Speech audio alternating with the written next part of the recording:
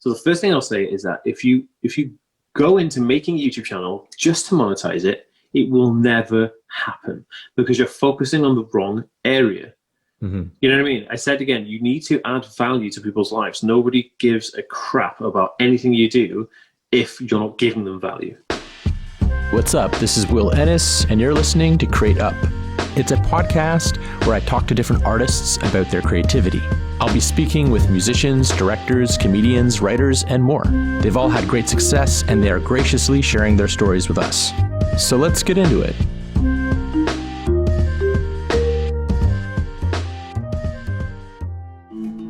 What is going on? Episode 8. Can't believe it. Today, my guest is Daniel Jones. And I'm excited for this episode because, well, it's a dang good one, if I say so myself. After being diagnosed with Asperger syndrome when he was 26, Dan created his YouTube channel, The Aspie World. His videos are fun and informative and offer the ASD community tips and hacks for daily life. Now with nearly 150,000 subscribers and millions of views, Dan continues to entertain and educate people all over the world. In this episode, we cover a whole range of topics I think you'll find interesting. Going from minimalism to COVID to capitalism to Elon Musk, Dan and I talk about it all. And without further ado, here is my talk with Daniel Jones. Daniel Jones, thank you for being here, man. Yeah, cool. Pleasure, man. Pleasure. Thank you. Thank you. I came across your channel, The Aspie World.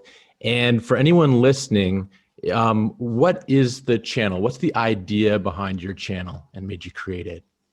I mean, the idea behind the channel was that I wanted to have videos talking about Asperger syndrome and autism, but without having being entertaining and educational together, rather than being kind of like, you know, all the ones I'd seen before were very depressing. So I wanted to put something out that was kind of really interesting and upbeat, you know? Yeah, definitely. And so you were diagnosed later in life with I believe Asperger, a couple things, Asperger's, OCD. Could you talk about what life was like before you got a diagnosis? Yeah, sure. I mean, like, you know, so I was 26 years old and I got a diagnosis of Asperger syndrome, ADHD, and OCD. But I'd previously been diagnosed with dyslexia. So up until this point, my kind of life was a bit up and down in terms of like, I didn't know, you know, I didn't know I was going crazy. I didn't know, you know, all those things, because when you have an autism spectrum condition, you know, it's from birth. It's the way your brain, you know, kind of creates, you know, when you're being created, how your brain kind of fuses together, and it causes these little differences. So it was, life didn't change in the fact that like everything was still exactly the same. The difference is I have more of an understanding now, whereas before I had no understanding at all. And so you kind of have this, rather than doubting your abilities to be in reality, you then go, oh yeah, I get it now. I'm just on the spectrum, rather than being this like weird kid. Yeah. Well, from some of your videos, you had a long journey of sort of not knowing exactly what it was. It sounds like, hearing you talk about your childhood and all the anxiety you dealt with, it's amazing to see that you're making all these fun-loving videos, these entertaining videos, when it sounds like for the early parts of your life, like you were really suffering. Like you talk about the anxiety of even just stepping outside of your house and just like the intensity of sensory stimulus. Like, could you explain kind of, or paint a picture of what it's like to get hit with those like sensory overloads you've mentioned in some of your videos? Yeah, I mean, you know, specifically the one I think you're talking about is when I, you know, especially from the ages of like, you know, high school ages, or primary school to high school age, I was so overwhelmed with actually stepping outside that to do that was the overwhelming rush of sensory input that I got from actually standing outside my home was kind of like almost like being dropped into a completely different land. It was like, it was just so overwhelming. There was so many noises and sounds and lights, and it was just like I just didn't recognize it. It was unrecognizable, you know. And then of course that gave extreme anxiety, because as soon as you're placed into a position where you don't understand what on earth is going on, you're just like, oh goodness, you know, where do I go and what is all this stuff? And then you start to panic, and that panic is, you know, the anxiety setting in, right? So I had this every single time I went anywhere. My safety was my my mum and dad, like I'd go everywhere with my mum and dad. So my safety net was being with them, that was my security and safety. So they would take me everywhere. But then even they were kind of like, how come you don't play outside? Because they didn't know. They were like, why don't you play with their friends? Why don't you go to, parks and stuff? And they were so like, they didn't get it, they were just, and they tried, but it was just so, it was very difficult. Well, when I was younger, it was very, very difficult. Yeah, well, I know sometimes people with anxiety are recommended exposure therapy. Is it the same thing for you? Like, would they think, oh, let's just put him in more social situations, try to get him to be comfortable? But is that if you're on the spectrum, is that like can that even work? Like, does like the exposure therapy idea? I mean, so there is. I mean. There's ABA, which is similar to exposure therapy, which is applied behavioral analysis, which is like a behavioral therapy, which doesn't really, it's a lot of it's not ethical really, and that's similar kind of effect of just giving someone exposure. Now, exposure doesn't do anything other than, okay, put it this way: if you had a phobia, then exposure therapy to phobia is okay, because phobias are traumatic recall stimuli. But in terms of neurological conditions, it's the way your brain works. So exposure therapy does nothing but flood trauma at that moment in time. So, yes, I suppose the more you do something, practice makes progress, but it doesn't take anything away. It's not curable, where phobia is curable. Now, in prep for this interview, I've been watching a lot of content to learn about autism. And one show I came across on Netflix is called Atypical. And for anyone listening, it's about this teen with autism and his life with his parents and school and just growing up. And I believe you were were you consulting on that show? Yeah, I was for season 2 and 3, definitely. You can see the change. So season 1, I don't know if you noticed, but Sam was overloaded with an amazing amount of autism kind of characteristics. But then in season 2, they kind of backed that off a bit. And it's nice how they did it. It kind of almost did it as if, the truth behind it was that they did season 1, and then they took me on as a consultant to consult with them about, like, how do we do, give us feedback, what should we do?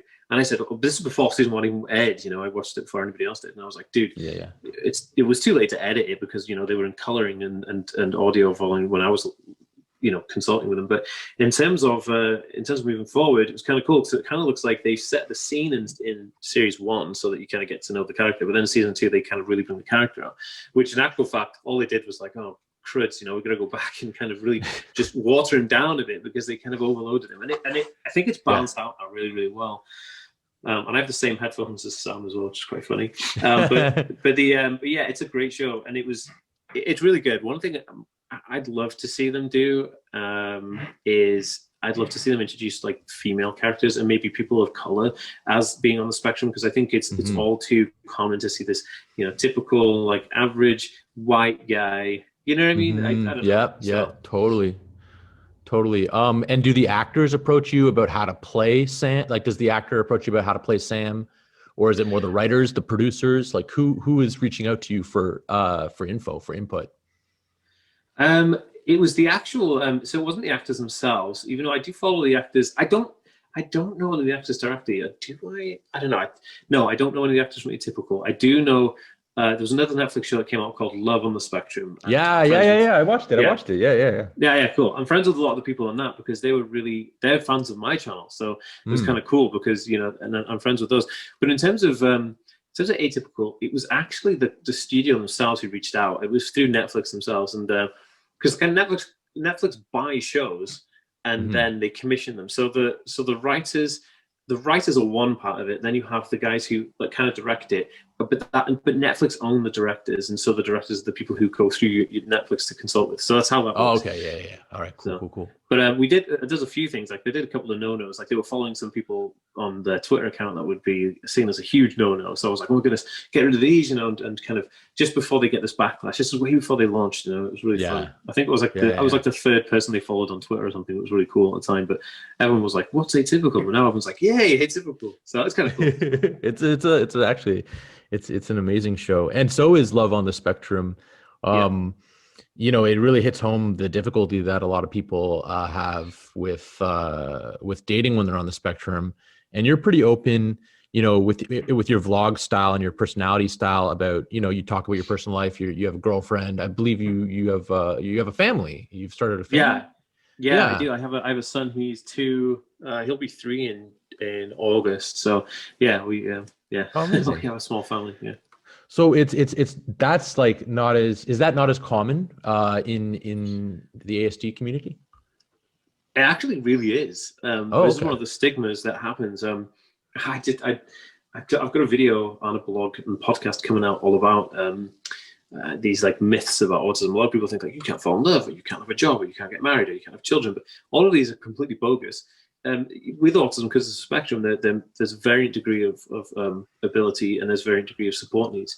I'm fortunate enough to be somewhere on the spectrum where I'm able to make my own job, right, and hold down this job. It does, it comes with its stress like anything else, but and also I'm fortunate enough to find somebody who understands autism. So that kind of was a huge part of it. Like my partner, she has a first honours degree in childhood studies and development in autism. So she kind of understands, and she is great like that. And so, there's nothing wrong with people falling in love on the autism spectrum. With people who are not on the autism spectrum, the difficulty you're going to find is that people who understand it, and that's the big issue. So the misconception there is that it's not possible, but it is possible. It's just difficult to find somebody who understands. What are some of the challenges that in them understanding? And people understanding, like when they're dating somebody with autism, let's say.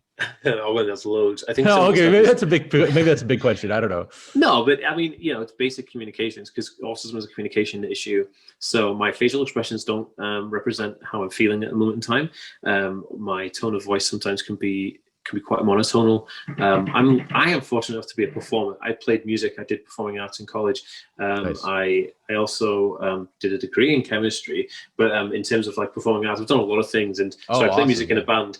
But because of that, it gives me the ability to kind of put on a more persona. I can think like, oh shoot, maybe I'm not as engaging, people aren't listening to me, so I can put on a persona, which is kind of why I've got a strong persona in the videos, because I was able to tailor it because of where I've learned from being a performer, but mainly is down to the fact that like my mind wanders like my head is going 1,000 miles an hour just thinking about different things, and so it's hard to concentrate on a conversation with somebody, especially when it's quite a serious conversation. There's other things going on in the room. Like right now I'm in my studio and there's literally just that's it. I'm just talking to you. There's nothing going on. There's nobody here. My dog's sleeping in the corner. But if we were in like my living room, my son's like walking around and the dog's there and the TV's on and my girlfriend's trying to talk to me, is a different life. I'm never going to be able to concentrate. So things like that, like people don't understand that. So if someone's dating someone, like yourself, let's say someone who doesn't have the ability to put on the persona, what advice would you give them? So the key here is the format in which communication is carried. So a lot of people think that, well, everybody goes straight to verbal communication. So they say like, are you okay? Yeah, I'm fine. Well, your body would say differently. Your body language says differently. Okay, so here's the question then. You either conceive an idea in your head, or you want to know the truth, right, from the situation. So if you've already conceived the idea, no communication from the other party will ever convince what you want to think. So you have to be open, right, to listen like anybody else would. But the other thing is the format of communication. One of the best ways is we use emojis. I know it's not stupid, but we text each other emojis. So I can show her like, so the emojis are great because they're like a little image bank of feelings. So rather than me because I can't explain sometimes how I feel because emotional disconnection is really, really apparent. So I can use my phone to say, well, this is an emoji of how I feel. Do you relate, or well, the ball's in your court kind of thing. So that's my honest. And if you don't have a phone, you don't want to text like that, just get a piece of paper and like just write it out. Like draw a symbol, draw a happy face, sad face, whatever. Because it's all down to the format in which we communicate, and the least is audio communication. For sure, that's amazing. When you were really young, did you have the persona stuff going on, or because it sounds like you were talking about being really kind of overstimulated by everything and really anxious? When did you become like the performer, or was that a reaction to the pressure you were feeling from the external world? It's more creative outlets. I wanted to create stuff. I wanted to create music, and what comes along with that is performing music as well, because you have to kind of create. So, but the thing with music or performing is that you get into a zone. You kind of just everything else just kind of fills away because you have a relationship with the instrument you're playing or the thing you're focusing on. Do you sing? Like, what was your role in the band? So yeah, I mean, I've been in various different bands and music projects. I'm a multi-musician as well, so I'm self-taught. I play like bass guitar, drums, guitar, violin, cello, like anything really I can get my hands on. And I play in this band. So my band's called Straight Jacket Legends, but and we're signed to an American label actually, who's owned by the label one in America is owned by the drummer from Less Than Jake. Less Than Jake are an American ska punk band. I've heard of them. But yeah, so but we've got a record out in Japan as well. The same record's out in Japan on a Japanese label. And you can walk into any HMV in Japan and buy a CD, which is pretty nice. So cool. Yeah, it is pretty cool, man. It's like it was a crazy. Are you touring? I know you're probably not touring in lockdown, but are you planning to do touring? And well, yeah, but everything's been on hold for like way over a year now, so it's just nuts, you know. So we've worked on our second album. We've got the second album ready and locked and loaded, but can't do anything because nothing's going on, you know. So I don't know what the future that's like. But we're gonna hold fire before we press go on the trigger. But yeah, I play bass guitar and sing in this band. But it's cool. If you remember, there was a band called Wheatus from the 90s. I remember Wheatus. Teenage Dirtbag, right? That's right. So we're good friends with those, and so they're on the. They did like a song with us on that CD. So the album that we got out is called Go Bananas, and that has a track on it called She'll Never Be Mine, and the guy from Wheatus is on that. It was really cool. It's cool. Yeah, it's the only song he's ever done other than his own that has a guitar solo in it. He's never done a guitar solo on any other song, but he did the guitar solo for our song. Yeah, it was cool. It would be so engaging to see you tour in Japan or whatever and vlog for your channel. I think that would be really a cool insight into your life.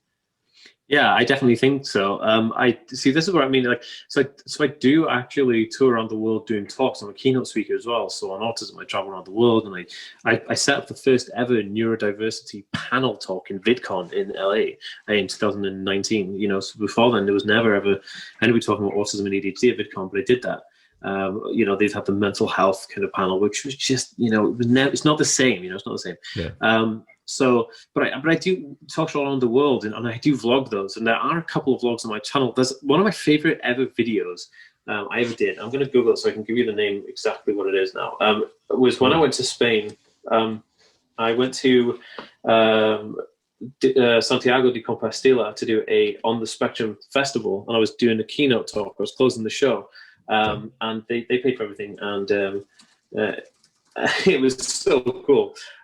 Anyway, I did this video called Visiting Spain for an Autism Event 2018, and it's probably my favorite video I've ever done, and it's a vlog about me visiting Spain to this autism conference, and it's just so fun. Like I just can't like recommend it enough. If you really want to have some fun and really watch something that I really enjoyed, that's probably my favorite ever video. Nice, man. I'll definitely have to check it out. What can you talk about the show you're having planned, or is that like that's kind of under wraps with Netflix? Well, the show, so okay, I'll really briefly talk about it. So I was working with a couple of different management companies. When I first approached my management company, the first one I was signed to, I'm not with any management at the moment because I just feel like they don't work. Currently, the ones I found. So the first management company I spoke to were really interested in getting me and Nickelodeon together to do some stuff in Nickelodeon, right, for Nick Jr. and Nick Kids, and I was kind of like, yeah, this is a cool idea. But then I figured that it could probably be a bit bigger than Nickelodeon. You know, I wanted to do something that was outreach a bit more. So Netflix was kind of like the boy. So then I started working with another management company because a really good friend of mine called Jacqueline Lorita, she is a well-known TV personality from America. So basically she appeared in a show called The Real Housewives of New Jersey. Never seen it, but she's a good friend of mine. But yeah, so she's on this show. But her son Nick has got autism, so this is how I know her. You know, you know. But she's a celebrity and does all this stuff. But she's really good friends with the people who do the Kardashians show, the Keeping Up with the Kardashians show, because she knows all of those people, obviously, because she's in that Hollywood scene and she knows all those. So her and I were talking about this show that we want to put together, which is like the Aspie World show. So then my management were like, look, we could pitch this to Netflix because they already have an in with Netflix, and they could sounded interested at the time. So that all got put on hold when COVID just destroyed the world last year, which doesn't mean that it's not going to go ahead. It just means that we're going to approach from a different angle, and now we have more time to rethink what we're going to do. So and do you want to be a producer, or do you want to be in front of the camera?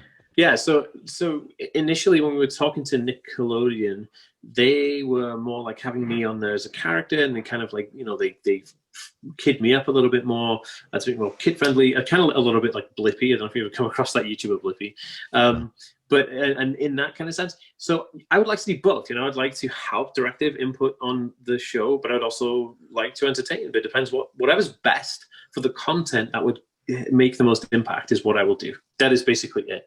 So it all depends on how we structure that. But it's completely in its early stage. We don't even have a treatment made for it yet. I need to catch up with Jacqueline. Her family's had COVID. My family's had COVID. It's just been crazy. So. Man, well, she's connected to Keeping Up with the Kardashians. That's like the biggest. That's like the biggest reality show of all time. So you're in. Yeah, I think it's like the longest standing one as well. I think, isn't it? It's like it's on 20 seasons or something like that. But yeah, no, Jacqueline's great. She's a really great girl. And she runs a company, she's an ambassador for a company called Simple Spectrum Supplements. They do like these vitamins for kids on the spectrum, because kids on the spectrum eat a lot of chicken nuggets and pretty much nothing else. So it's kind of like they have to get vitamins other ways. So they have this vitamin thing. And that's how I met her. She was like, hey, do you want to help out? And maybe you could try this product out and recommend it if you like it. And I was like, yeah, cool. And then we just been friends. Like, it's crazy good. But yeah, it's crazy the amount of I don't know, when you kind of get big on YouTube or big on social media, you then get into like a little bracket, like you're a Z-list celebrity. So you have like little pockets of kind of celebrities that you can be friends with, and you get invited to events and everything. Yeah. Everything becomes a bit more fluid in that area, which is crazy. It's crazy, but it's good. Did you ever think this would happen to you? Like, did it all start with the YouTube popularity, or like, did you picture you'd be where you are, like when you were, say, 15? Did you think, oh yes, one day I'll be, consulting on Netflix and millions of people will watch my videos and this will be my job? Like, what did you see for yourself when you were younger? Well, when I was really younger, I wanted to be a scientist. Well, actually, I'm a scientist now. I do have a degree in chemistry, so I'm a chemist. I have a Bachelor of Science, or BSc in chemistry. And I was going to do a PhD in chemistry, but my university closed the chemistry department, which I will do a PhD in it eventually, but not at the moment. And then, so I wanted to be a scientist. I wanted to work on rockets and space stuff, which I probably could still do because I did a lot of rocket science in my degree. And then in terms of where I saw myself when I was a teenager, I was like, I just wanted to be creative. I wanted to be touring with maybe a live music show or a band or a theater production. I wanted to just be creative doing something, But then I guess creativity leads me down the path of all kinds of things, like making videos. Like, I did nothing about video production and stuff like that, like cameras. I had to learn. I gave myself 2 weeks to learn how to use cameras and audio equipment like this. And then, I just did it. Yeah. And did it take off immediately? No. It took like I put my first video out in 2013, and I didn't do anything until 2015. I left it there. I didn't do anything. Okay. In 2015, I was like, shoot, people want more. So I did more videos. And then in 2017, so another 2 years, I was like, dang, I need to take this seriously. There's like almost 10,000 subscribers on this channel, And I felt like that was a lot then. And I was like, okay, but it only took me from 2018.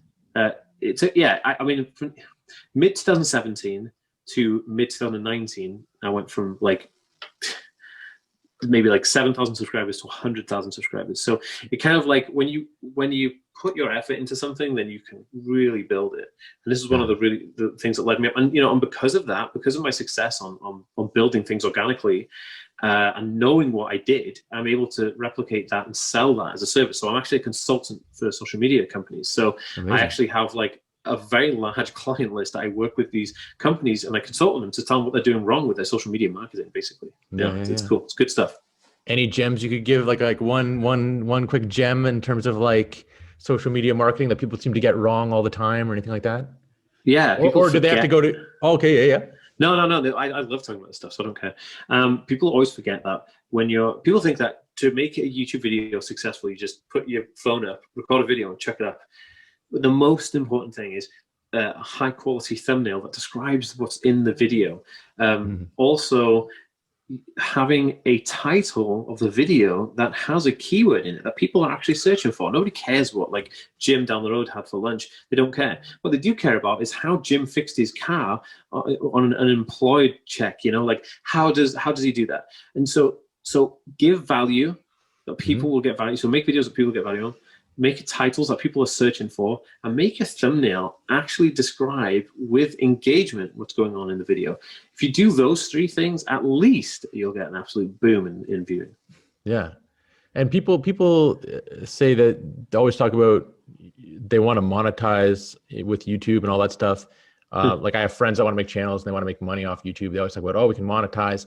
And I know you get a lot of views. And I mean, is that where a lot of the revenue comes from, or is it from like you build a fan base and then it's speaking engagements, or like how realistic is it to make money off YouTube itself?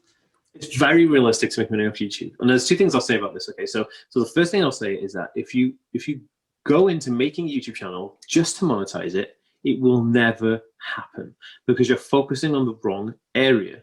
You know what I mean? I said again, you need to add value to people's lives. Nobody gives a crap about anything you do if you're not giving them value. So if you go into it just to make money, you'll end up not having focus on the value you're giving people. You're looking at the value you can obtain from the people, which has nothing to do with it. You should never do that. Completely separate them out. The money will come if the quality of the content is good enough. In terms of answering your question, do I make money on it? Yes, I do. And I do make a large portion of my income from ad revenue from YouTube. But it is only about, I'd say it's about 30 to 40% of my, no, maybe a bit less than that. I say 30% of my income comes from YouTube ad revenue. The rest come from ad placements. I run a membership website. I do, products. I have products out. I do consultations. I do a lot of things. There's a lot of different ways where income kind of comes in. So you're like an entrepreneur in your blood, man. It sounds like you have so many different like pots going on, pots boiling. I do. You have to. And one of the main reasons, I launched this website called levelupautism.net, which is my membership website. And people pay $27 a month to be a part of this membership community. And I go in there and I give them monthly course content. I do 2 monthly live coaching group calls, and we have monthly drops of actual PDF downloads, guides, and stuff like that. And there's also a forum in there where they can ask me any questions, and a private Facebook group where you can go in there and ask me any questions you want, and I can answer them, daily. So it's a lot of value for $27, right? But what the idea I'm doing is that I did that for 2 reasons. I did it for a reason that I wanted to engage with the people who really wanted information from me on a more personal level. So we could have group coaching calls and I could coach them directly, right? Because when you have 140,000 people commenting every month on your videos, you're like, where the hell do I start? And then the second thing is that if YouTube goes down tomorrow, my fans know that they can go to levelupautism.net, sign up for $27 a month, and they still get daily videos from me. You know what I mean? So what you need to do is, if you are an online entrepreneur or a social media entrepreneur, what you want to do is control your audience. You want to be able to make sure that the audience that you are speaking to, you own. Because YouTube own the audience that I speak to on YouTube, right? But they don't own anything that's on my website. I own that, which means that I have 100% communication with those, and there's no algorithms beating me because I'm just talking directly to my audience. And that is how you do it. And it's great. It's great when your audience is paying to hear you, because when you create, and it's not a lot of money, $27 a month is very affordable, but it does create that barrier for entry. So if someone's going to commit to paying, then they actually want to hear it. Where it's that's exactly right. Yeah. YouTube, great promotion, but you can go down rabbit holes one week. This week it's your channel, next week it's da-da-da-da. So, and that's really cool that you're you're owning your content, because you never know where YouTube's going to go. And if they're going to censor, thank God you're not doing conspiracy channel, trying to make a living off that. Cause week to week, you don't want to get behold a pale horse by, Jeez. Well, I don't think that's another thing. The information I know is so, and this is a true story. I'll let you know. We'll kind of try and end. I know you want to go, but no. I looked at the time wrong. I off, but I know you probably have to go soon. So here's a snippet. I was doing a podcast on Facebook through Facebook groups with somebody I know who runs a podcast. His name's Ian Garcia, and he's got this really cool podcast. He talks about all kinds of crazy stuff in there, mainly like conspiracy. Not really conspiracy. I don't know what you're gonna call it. Just it's kind of like a Joe Rogan type of thing, right? Just anything goes. And he wanted me on there because he knew that I'm a bit out there with my conspiracy theories, right? I say out there, but I'm not really out there. So I was telling them the conspiracy the real conspiracy that I believe surrounding the COVID kind of crisis, right? Not that I don't believe in COVID. I very much believe there's a real issue here, but I think it's kind of a lot of it smoke and mirrors. There's something else going on. So everything you know about COVID is true. The reason behind it is slightly different. So I was explaining this on this podcast on Facebook, and something bizarre happened. I heard somebody else's microphone click in onto my headphones, and I heard these guys talking in like a control room. And I was like, hello. And then it was just me and Ian. I was like, Ian, have you got your team? They opened another mic in the studio. And he goes, no, it's only me and my girlfriend in the studio. And she's watching on the monitor in the other room. And I was like, did you hear that? So anyway, the podcast ended. We went back and watched the video, and I can send you the link on Facebook, and it's scrambled. The entire video is scrambled. Like it goes until he introduces me, it scrambles the video, and you can slightly make out small images like of people sitting in rooms with cameras. It's the most bizarre thing, and I kid you not. So I'm scared of talking about that again because I don't know if it's safe to talk about. And I was like, and all I'll say on the subject is when I told you earlier that oil was the biggest selling commodity in the world, now data is, right? So if you want to know why COVID is apparent, why we're all using Zoom for everything in our lives, think about who controls what and what the most powerful thing on the planet is. And that's all I'm saying. So anyway. No, dude, I love that you're thinking about that. Cause there's a lot that people kind of take for granted these days, especially with, so all these free products we're using, what is the cost? There must be a cost for all this free stuff. And where and why, what are you going to do with that data? But at the end of the day, there's even the classic thing of two people are having a conversation about a Tacoma truck, and then next thing you look on your Instagram and you have all these Tacoma truck ads. You're like, well, I never searched that. We just sort of mentioned it. Like it's like who's listening? So Facebook, it's been around for a while. Google invented the technology. Facebook use it, and it's keyword rich software. So Google software is so advanced that it listens when you're on the app. It will listen to anything you say, and when you say keywords, it then tells it's really clever. Facebook actually has the most sophisticated, advanced marketing tool in the history of humans ever created, and that's Facebook Business. And it's unbelievable. It's great for marketers, right? Yeah. But it's not so great for the Joe public when they want to kind of not, you might say, sex toys in passing as a joke, and then all of a sudden you've got like sex toy ads on your Facebook. So it's really funny, like how it come out. But you're absolutely right. But then you also think of the sinister part of that. Like who has this data and who's listening at what time? And there are safeguards ways around it. I use a VPN on my phone called private internet access. You can find out. I think I pay about 26 quid a year, and I have private internet access on my phone, and it kind of basically just gives you an encryption level VPN. So that, and you can run it on your iPad and stuff like that, but it's ideal. I actually did a brand deal with them. They actually reached out to me and did a brand deal with them. So, but there's loads of ways to safeguard your stuff. And like Edward Snowden said, it's not a totalitarian dictatorship we're in. It's more of like a covert spying operation that's going on around us. So as long as you're aware of that, you can safeguard your privacy pretty easily. And it seems like it's the countries aren't as important as the corporations now in terms of just who is really in control. Now, maybe it's been like that forever, but now it seems to be really heightened. It is. America is a forefront runner of this. And I think it was Eisenhower said, like, beware the military-industrial complex. And that was the catchphrase. America are this kind of like corporation nation, like that's what they do. Everything's bought and sold by corporations. The movie that really sums this up really well is Fight Club, and literally in the first kind of like Fight Club, really in the first kind of like opening scenes of Fight Club. Perfect. He says, the narrator, who doesn't have a name, played by Edward Norton, he says in it, he said, it'll be funny in the future when the corporations own the galaxy, Starbucks, kind of moon, and he goes through different types of like the Xerox galaxy and things, because corporations buy everything and then they call it this, that, and the other.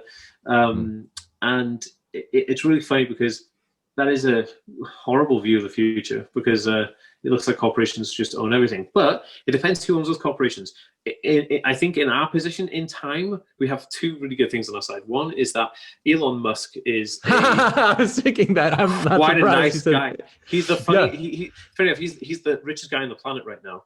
Yeah. He superseded Jeff Bezos about a week ago, which is amazing, because Jeff Bezos is a bit on the kind of like narcissistic side, but whereas Elon Musk is he's just the guy's brilliant. And so Elon Musk is there for human development, and he's not trying to, he helped people in Flint, Michigan when they have no water, this kind of stuff. He's got open patents on Tesla. So if you wanted to build an electric car company and use Tesla's patent, you can, he's giving it public access. I love that.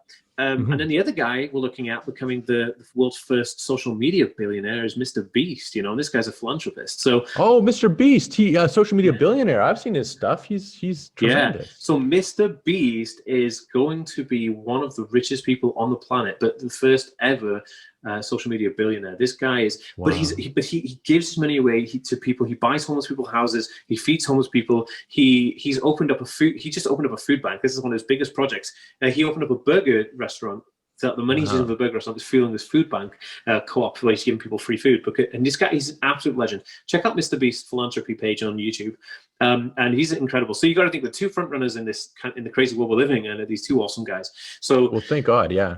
I think we're in a better position. Also, you remind me a lot of Shane Dawson, by the way. Shane Dawson. Oh, I know Shane Dawson. Yes. Yeah, oh, you look like Shane Dawson. Oh shoot. Okay, I'm gonna have to check him out again and see if I agree. It's good that you point out those two guys there. People take a cynical approach to capitalism and billionaires, but if you're an innovator, capitalism, you're going to spend your money on making the world a beautiful place, hopefully, like Elon, and it sounds like Mr. Beast should be the president one day. He's amazing. His name is Jimmy. What the heck is his last name? He's fascinating. I love watching Mr. Beast. I mean, his videos are entertaining, but I love listening to people's analysis of Mr. Beast, how he grows his business, how he does his videos. He's a very, very clever man. I have a keynote on my computer of him doing a talk in Vid Summit in 2019, which I haven't watched yet, but I'm going to.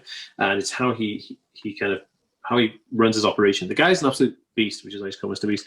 But in terms of, you're absolutely right. I'm more left wing than anything else. I'm a democratic socialist. I promote. Sure. I love Bernie Sanders and Jeremy Corbyn in my country. And in terms of moving forward with society, I think that capitalism has a place within a democratic socialist society.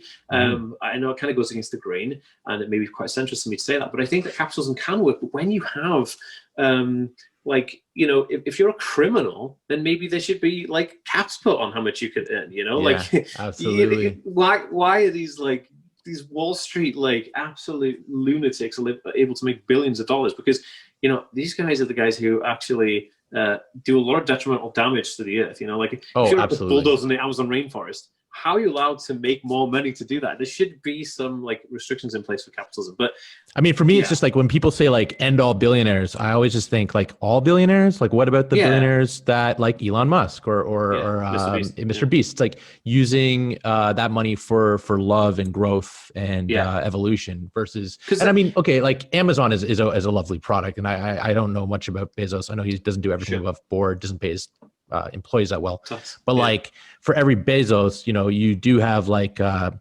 diamond in the rough or a diamond like Elon Musk. You know what I mean? So 100%. To get rid of all that seems ridiculous. Of course. And I think it's funny, a relationship with money we all have is that because there are a lot of suppressive people in the world who suppress large portions of the population to gain capital gain over people, because that's what capitalism allows for, because of the rules set out by capitalism. But I think, and that's why people have a bad relationship with money. But if people kind of looked at it as if it was a great slave with a terrible master, they'd think about it differently, So money, so money can become a slave when you're running a drug racket where you owe this guy. Then you're a slave to money, right? But when you master the art of minimalism, master the art of actually knowing what this is the thing. I'm a minimalist, right? I barely own anything.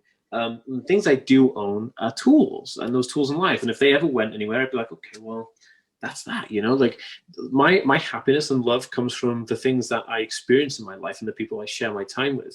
Where people think that money will give them this window into happiness because it's an everlasting thing. If I had loads of money, it'd be everlasting happiness. Well, in actual fact, that's completely bogus.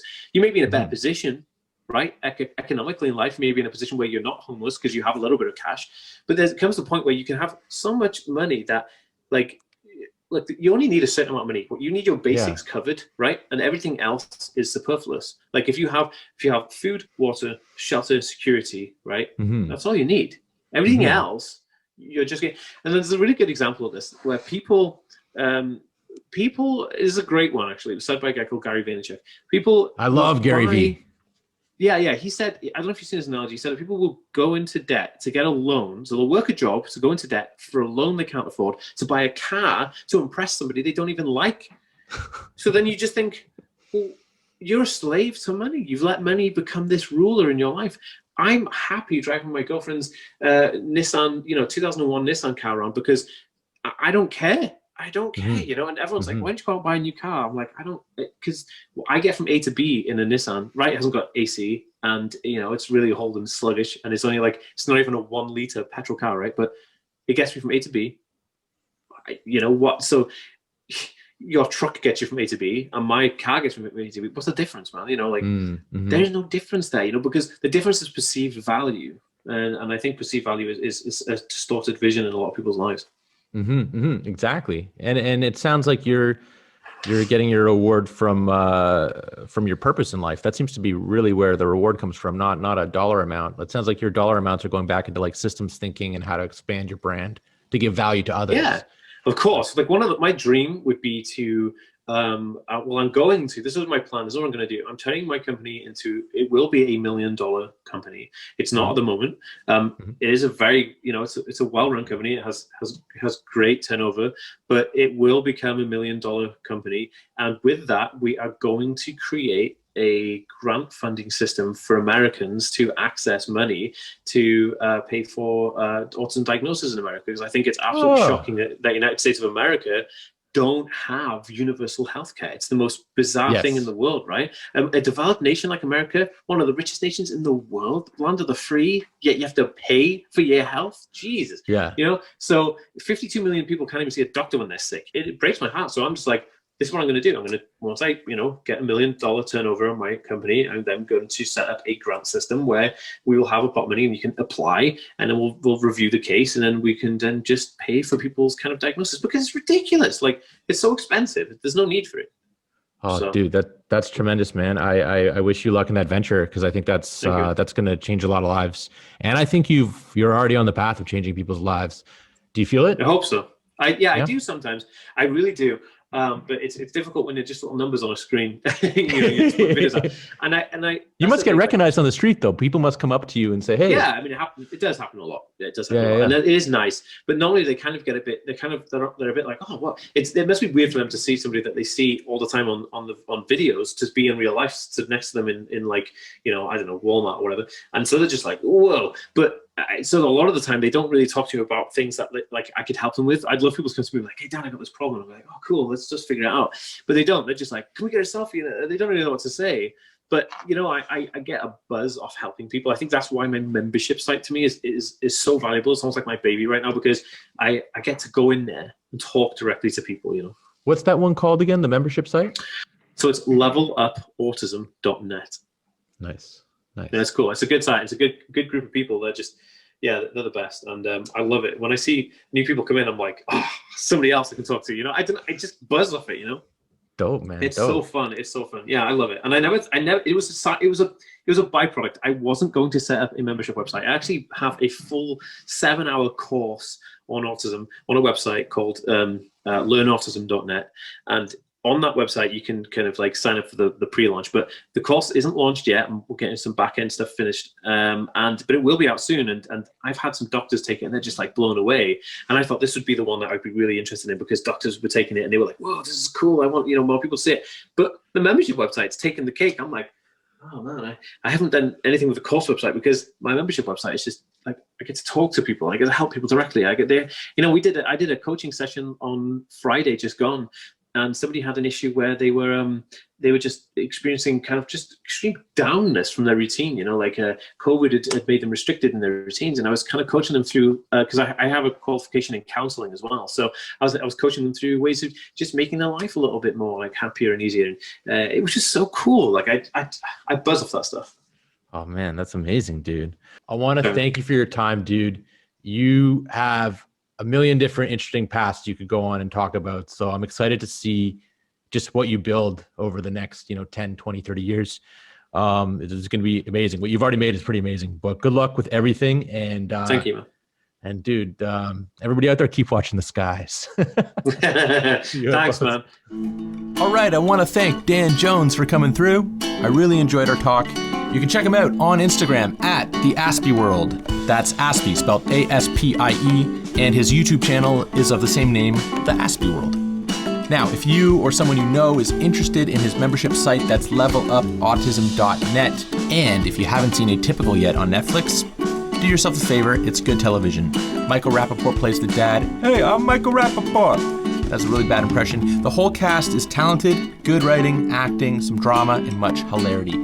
Thanks for listening. I appreciate all the love and support for the pod. See you all real soon. Goodbye.